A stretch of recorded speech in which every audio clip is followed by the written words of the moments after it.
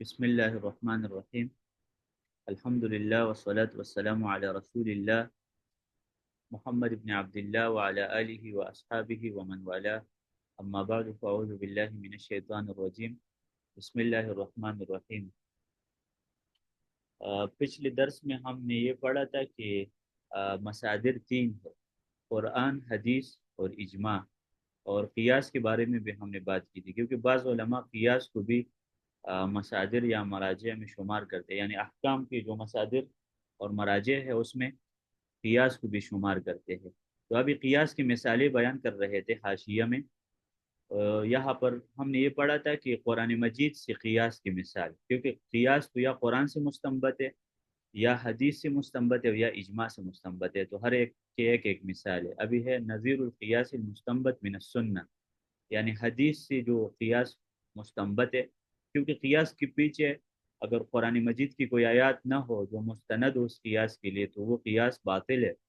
اور اگر حدیث اس قیاس کے پیچھے نہ ہو، کیونکہ قیاس میں ایک اصل ہوتا ہے، ایک فرع ہوتا ہے، اور ایک علت اور ایک حکم العلت. تو ظاہر ہے کوئی اصل ہوگا جس کے اوپر آپ قیاس کریں گے. تو اصل تو یا حدیث میں ہوگا یا قرآن میں ہوگا. تو ابھی ہم حدیث کی مثال لیتے ہیں: قیاس و حرمت قفیز من الجس بقفیزین منہ بعلت القدر والجنس. جس سے مراد چونا ہے، چونا یا سیمٹ وغیرہ. کہتے ہیں کہ دیکھیں حدیث میں یہ نہیں ہے کہ چونا وغیرہ میں بھی سود جاری ہوتا ہے. حدیث میں کیا ہے کہ لا تبیع البر بر بالبر، گندم کو گندم سے نہیں چینج کر سکتے. مثلا آپ کے پاس گندم ہے یا جو وغیرہ ہے، آپ کے پاس 1 کلو ہے، میں آپ کو کہتا ہوں کہ یہ 1 کلو دے دو، میں آپ کو 2 کلو واپس کروں گا، یہ تو سود میں آتا ہے نا. تو ابھی ہمارے پاس ابھی چاول دیکھ، چاول، اور حدیث میں ہے کہ چاول میں سود جاری ہوتے نہیں ہے نا. لیکن کیا چاول میں سود جاری ہوتا ہے؟ یعنی بالکل جاری ہوتا ہے. کیا مطلب ہے سود جاری ہوتا ہے؟ اگر آپ کے پاس 2 کلو چاول ہے تو میں آپ کو 1 کلو نہیں دے سکتا کہ آپ مجھے 2 کلو دے، کیونکہ ایک سائڈ سے اضافہ ہوگا، دوسری سائڈ سے کم ہوگا. لیکن چاول کو ہم قیاس کریں گے ان چیزوں پر جو حدیث میں تقریباً 6 اجناس، اس میں 6 اجناس ہے، اس میں عروض کا ذکر نہیں ہے. اسی طرح حفیظ من الجس جو کہتے ہیں، یا آپ چاول لے لیں یا کوئی اور چیز لے لیں، تو یہ حرام ہے کہ آپ کے پاس ایک قفیز ایک وزن جیسے 1 کلو ہوتا ہے، 2 کلو کے بدلے آپ نے، کیونکہ بعلت القدر والجنس، دونوں کا جنس ہے کہ سونا اور سونے کا جنس ہے کہ آپ کے پاس 1 تولہ سونا ہے اور میرے پاس 2 تولے سونا ہے، ہم چینج نہیں کر سکتے. میں آپ سے یہ نہیں کہہ سکتا کہ میں آپ کو 1 تولہ سونا دیتا ہوں، آپ مجھے 2 تولہ سونا دو. ٹھیک ہے نا، کیونکہ اضافہ ہوتا ہے نا اس میں، اور اضافہ ربا سود ہے، کیونکہ دونوں کے جنس ایک ہے. تو جب دو چیزوں کے جنس ایک ہوتے ہیں تو اس میں پھر سود جاری ہوتا ہے. علی حرمت الاشیاء الستۃ المستفادۃ من قوله الحنطۃ بالحنطہ، نبی علیہ السلام نے جو کہا کہ گندم گندم، پیغمبر نے 6 چیزیں ذکر کی، باقی چیزوں کو ہم قیاس کریں گے اس کے اوپر. تو یہ قیاس کی مثال ہے کہ قیاس ہم کرتے ہیں سود کی چیزوں میں بھی. تو کیونکہ عمر بن الخطاب رضی اللہ عنہ نے کہا تھا کہ الیوم اکملت لکم دینکم، آیات ٹھیک ہے، لیکن نبی علیہ السلام نے بہت ساری چیزیں نہیں بتائی ہے جس میں سود جاری ہوتا ہے. تو پھر ہم اس میں قیاس کریں گے نا.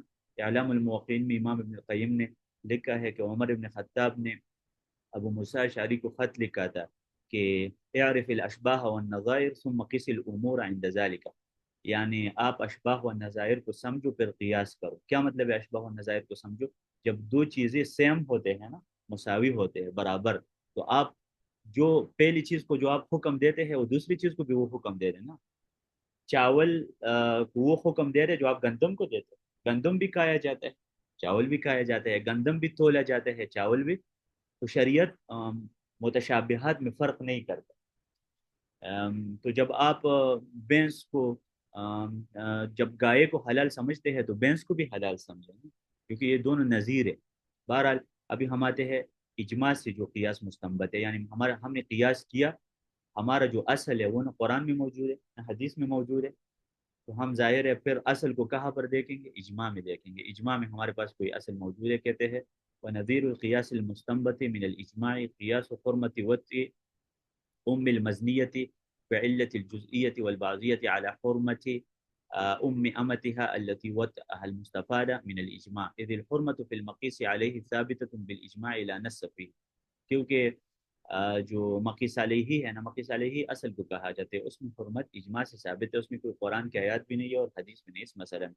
بل النص انما ورد فی امہات النساء، نص امہات النساء کے بارے میں وارد ہے، من غیر اشتراط الوت، اور اس میں وت کا شرط نہیں. وفي قوله الاصل الرابع القياس رد على منکری القياس، اس میں امام ابن حزم رحمہ اللہ کے اوپر رد ہے، یعنی تو مؤلف نے کہا نا کہ ہمارا اصل رابع قیاس ہے، یہاں سے ہم احکام مستنبط کریں گے، اس میں قیاس کے منکرین کے اوپر رد ہے.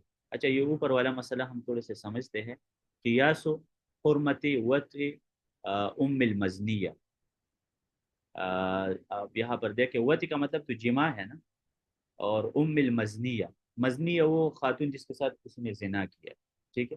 ایک زانی ہوتا ہے، ایک مزنی جس کے ساتھ زنا کیا گیا.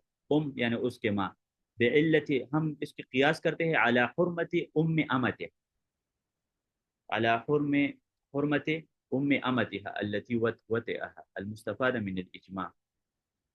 اور یہاں پر علت جزئیت اور بعضیت ہے، یعنی امہات النساء جس طریقے سے حرام ہے نا، اجماع میں ہے امہات النساء جو جس طریقے سے حرام ہے تو یہ بھی حرام ہے، ام المزنیہ بھی حرام ہے. تو یہ مسئلہ بھی آگے ہم ڈسکس کریں گے سوال جواب کی شکل میں کہ اس سے کیا مراد ہے. حرمت وط ام المزنیہ یعنی کوئی عورت ہے نا، اس کے ساتھ آپ نے زنا کی، ٹھیک ہے، اس کے ساتھ آپ نے زنا کیا، تو اس کی جو امی ہے اس عورت کی، وہ آپ کے اوپر کیا ہو جائے گی، حرام ہو جائے گی. اس کو دیکھیں، آپ نے کسی عورت سے نکاح کیا، وہ تو معلوم ہے نا، جس عورت سے آپ نے نکاح کیا تو اس کے جو ماں ہے وہ آپ کے اوپر حرام ہے نا. وہ امہات نساء، قرآن میں ہے نا، وہ امہات نسائکم. مثلا میں نے کسی جگہ نکاح کیا فاطمہ سے، تو فاطمہ کی امی میرے لیے حرام ہے، نہ میں اس کے ساتھ نکاح کر سکتا، حتیٰ کہ میں اس کی بہن کے ساتھ بھی نکاح نہیں کر سکتا. لیکن ابھی مسئلہ یہاں پر یہ آتا ہے، یہ تو ٹھیک ہے قرآن میں ہے کہ یہ تو حرام ہے، آپ نے کسی عورت کے ساتھ زنا کیا تو کیا اس عورت کی ماں تمہاری ماں بن جائے گی یا نہیں؟ ہاں جی، تمہاری ساس بن جائے گی یا نہیں؟ ہاں، اگر بڑی خواہ کی جوڑے گی کہ نا زنا سر. بعض علماء کہتے ہیں کہ زنا بھی نکاح کی طرف ہوتا ہے، احناف کہتے ہیں کہ یہ سوال مجھے آیا تھا، مجھے دبئی سے کال آئی، اور ایک شخص نے کہا کہ میں ایک گھر جاتا تھا اور ایک عورت سے میں بار بار زنا کیا.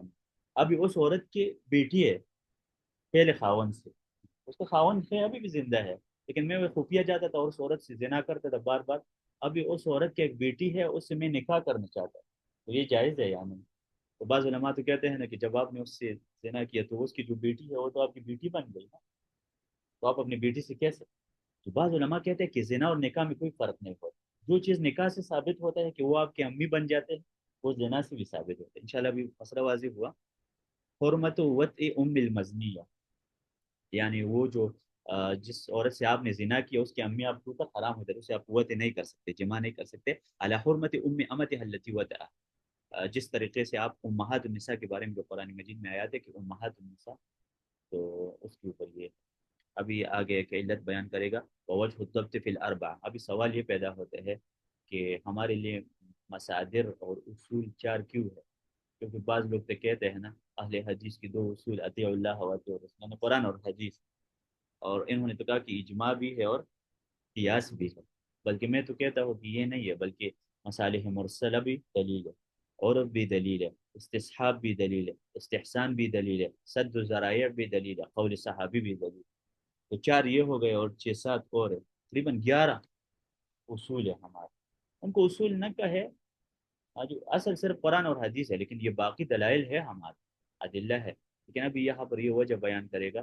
ووجہ الضبط فی الاربع، جیسے علماء کہتے ہیں نا کہ کلمے کی 3 اقسام کیوں ہے؟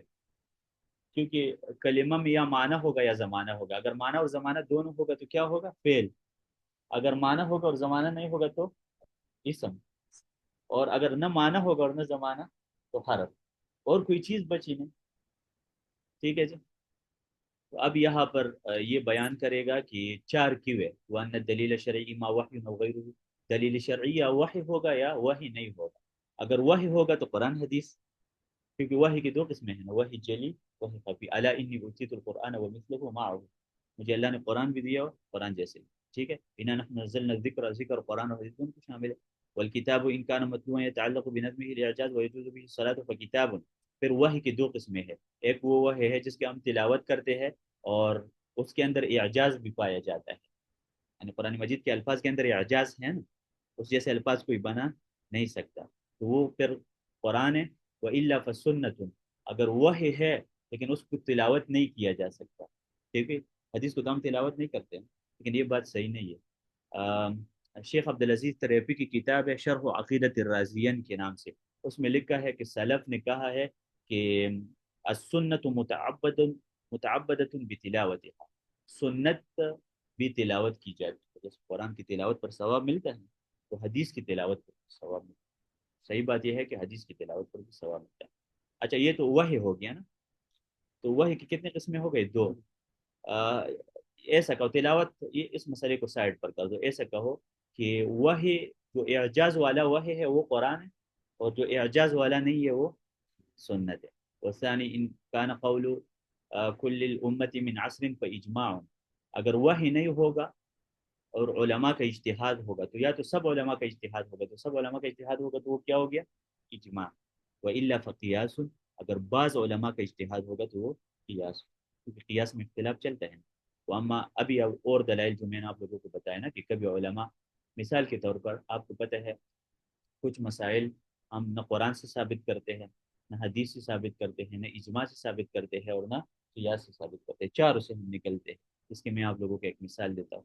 تو ہم عرب سے استدلال کرتے ہیں، عرب سے، اور عرب بھی ایک دلیل ہے. شرع من قبلنا، وہ سارے ملحق ہے پھر قرآن اور حدیث کے ساتھ، وہ بھی دلائل ہے ہمارے لیے. مثال کے طور پر یہ ایک مسئلہ جب پیش آتا ہے بعض ممالک میں، آپ کو پتہ ہے جب آپ دکان سے کوئی چیز خریدتے ہیں تو آپ خود گاڑی میں وہ چیز گھر لے کے جاتے. مثلا آپ نے سامان خرید لیا، آٹا، چینی وغیرہ، تو آپ گھر لے کے جاتے، خود گھر لے کے جاتے ہیں نا، مشتری گھر لے کے جاتے. لیکن بعض ممالک میں سے ہے کہ جو بائع ہے نا، دکاندار، وہ یہ سامان گھر تک پہنچاتا ہے. تو ابھی اگر آپ یہاں پر پاکستان میں مثلا میرا اور دکاندار کا جھگڑا ہو جائے، میں کہتا ہوں کہ بھائی صاحب آپ یہ سامان میرے گھر لے کے جائے، اور دکاندار کہتے ہیں نہیں آپ لے کے جائے. قاضی کے پاس ہم گئے تو قاضی کس پر فیصلہ کرے؟ یہ مسئلہ قرآن میں موجود ہے؟ نہیں. حدیث میں ہے؟ اجماع میں ہے؟ نہیں. عرف پر فیصلہ کرے گا کہ عرف اس کنٹری میں کیا عرف چل رہا ہے. دکاندار سامان لے کے جاتے ہیں، اس لیے یہ کہتے ہیں وہ احمد شرائع من قبلنا، یہ شرع من قبلنا سے بھی بعض مسائل ہم ثابت کرتے ہیں یہود اور نصارہ کی شریعت سے. وملحقۃ بالکتاب والسنہ وتعامل الناس ملحق بالاجماع، یعنی اجماع عمل اہل المدینہ جس کو کہا جاتا ہے. یعنی بعض مسائل امام مالک عمل اہل المدینہ سے ثابت کرتے ہیں کہ قرآن حدیث میں نہیں ہے، اجماع میں بھی نہیں ہے، قیاس میں بھی نہیں ہے. تو دیکھتے ہیں مدینہ والوں کی کیا عمل ہے. مثال کے طور پر بچے کے کان میں آذان، یہ نہ قرآن سے ثابت ہے نہ حدیث سے ثابت. کس سے ثابت ہے؟ عمل سے، عمر ابن عبدالعزیز کے عمل سے، اس میں حدیث کوئی ثابت نہیں. وقول الصحابی ان كان فيما يعقل فملحق بالقياس، اور صحابی کے قول سے جب ہم استدلال کرتے ہیں وہ قیاس کے ساتھ ٹچ ہے یا سنت کے ساتھ ٹچ ہے. تو مطلب یہ ہے کہ یہ جو باقی دلائل ہیں نا، جو میں نے کہا کہ 5-6 دلائل استصحاب اور مصالح مرسلہ جن سے ہم استدلال کرتے ہیں، وہ ان کے اندر داخل ہے. یہ چاروں کے اندر مندرج ہے، وہ مندرج ہے. ثم انك قد عرفت سابقا ان موضوع هذا العلم هو الادله الاربعه والاحكام جميعا. اصول الفقه کا موضوع کیا ہے؟ ادلہ اربعہ، کتاب، سنت، اجماع اور قیاس. فالمصنف ذکر احوال الادله في صدر الكتاب، تو مصنف نے ان ادلہ کے احوال ذکر کی ہے کہ کتاب کی کتنی قسمیں ہیں، کتاب کی کیا تعریف ہے، اور سنت کی کیا تعریف ہے. واحوال الاحکام فی آخرہ، اور احکام ہم بعد میں ذکر. احکام سے مراد واجب، واجب کی کیا تعریف ہے، سنت، سنت کی کیا تعریف ہے، مکروہ، مکروہ کی کیا تعریف ہے، اور مستحب اور سنت تو ایک چیز ہے نا، مباح، محرم، محرم لغیرہ ذاتی، یہ سارے ڈسکس کرتے ہیں. فلذا بين الأدلة أولا ثم أراد يبين أحوال كل واحد منها مفصلا فشرع أولا في الكتاب فقال. تو مصنف نے سب سے پہلے کتاب سے شروع کیا ہے. یہاں پر کتاب کی کیا تعریف ہے؟ کتاب کی تعریف ہے فالقرآن المنزل على الرسول المكتوب في المصاحف. کتاب سے مراد وہ قرآن ہے. قرآن کو قرآن کیوں کہا جاتا ہے؟ یہ قراء سے ہے یا قرانہ سے ہے؟ قرانہ کا مطلب ہے جمع، کیونکہ قرآن مجید کو بعد میں جمع کیا گیا تھا، تو اللہ نے اشارہ دیا تھا کہ قرآن بعد میں جمع کیا جائے گا، ابو بکر رضی اللہ عنہ کے زمانے میں اور عثمان کے زمانے میں. المنزل علی الرسول سے تورات اور انجیل نکل گیا، کیونکہ وہ بھی تو پیغمبروں کے اوپر نازل ہے نا، تو ادھر صلی اللہ علیہ وسلم، ادھر محمد علیہ السلام مراد ہے۔ المکتوب فی المصاحف، وہ قرآن جو مصحفوں میں لکھ کر گیا ہے۔ المنقول عنہ نقلا متواترا، وہ جو متواتر نقل ہے، یعنی قرآن مجید کی کچھ آیات ایسے ہیں جو متواتر نہیں ہے، یعنی سب صحابہ سے نقل نہیں ہے۔ مثال کے طور پر یہ قرات السارق والسارقۃ فاقطعوا ایمانہما، ہمارے پاس کون سی قرات ہے؟ ایدیہما، یہ متواتر ہے نا، سب صحابہ سے نقل ہے، لیکن ابی بن کعب کہتے ہیں ایمانہما، یہ صرف ایک صحابی کی قرات ہے، تو ایک صحابی کی جو قرات ہے تو وہ متواتر نہیں ہے، تو جو شاذ قرات ہے اس کو ہم قرآن نہیں کہتے، اس لیے یہ شرط لگایا۔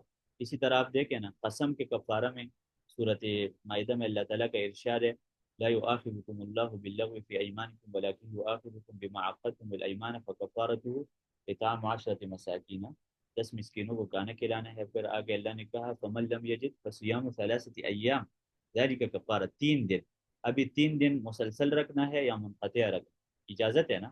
لیکن ایک شاذ قرات ہے عبداللہ ابن مسعود کی، جس سے امام ابو حنیفہ رحمہ اللہ نے استدلال کیا فصیام 3 ایام متتابعات، یہ الفاظ متتابعات، تو وہ اس کو ہم قرآن نہیں کہیں گے کیونکہ نقل متواتر، قرآن وہ ہے جو تواتر کے ساتھ آئے ہیں بلا شبہ، وہ النظم والمعنی جمیعا، یعنی قرآن مجید کے لفظ میں بھی اعجاز ہے اور معنی میں بھی اعجاز ہے، فی قول عامت العلماء وهو صحیح من مذہب حنیفہ۔ چلے اس کو آگے ہم ڈسکس کرتے ہیں کہ یہ نظم اور معنی سے کیا مراد ہے، اور یہاں پر اختلاف کیوں ہے علماء کو، کیونکہ بعض علماء کہتے ہیں کہ قرآن مجید کا لفظ صرف قرآن اور معنی قرآن نہیں ہے، لیکن صحیح یہ ہے کہ قرآن کا لفظ بھی قرآن ہے، معنی بھی اللہ کی طرف سے ہے، اور لفظ بھی اللہ کی طرف سے ہے، اور ابو حنیفہ رحمہ اللہ کا بھی یہ مذہب ہے، اور یہ راجح مذہب بھی ہے، لیکن بعض علماء اس میں اختلاف کرتے ہیں، وہ کون علماء ہے، کیا اختلاف کرتے ہیں، وہ ہم آگے انشاءاللہ یہ ڈسکس کریں گے کہ بعض علماء کیوں اختلاف کرتے ہیں، آگے ہم انشاءاللہ حاشیے میں پڑھیں گے کہ بعض علماء، یہاں پر آپ دیکھ سکتے ہیں یہ یہاں سے ایک اشکال لازم آتا ہے، کیونکہ ابو حنیفہ رحمہ اللہ نے جب کہا نا کہ فارسی بھی نماز پڑھ سکتے ہیں، تو یہاں پر بعض لوگ کہتے ہیں کہ دیکھیں ابو حنیفہ کا مذہب یہ ہوگا کہ معنی قرآن کا اللہ کی طرف سے، الفاظ اللہ کی طرف سے نہیں ہے، اس لیے ابو حنیفہ کہتے ہیں کہ فارسی میں پڑھ سکتے ہیں، کیونکہ معنی تو ادا ہوگا فارسی میں، الفاظ ادا ہی نہیں ہوگا، تو یہ اس وہم کا ازالہ کرتے ہیں کہ نہیں بھائی صاحب، ابو حنیفہ رحمہ اللہ کا یہ مقصد نہیں ہے جو آپ لوگ سمجھ رہے ہیں، ان کے مذہب سے لوازمات نہ نکالے اپنی طرف سے۔ صلی اللہ تعالی علی خیر خلقہ محمد صلی اللہ علیہ وسلم۔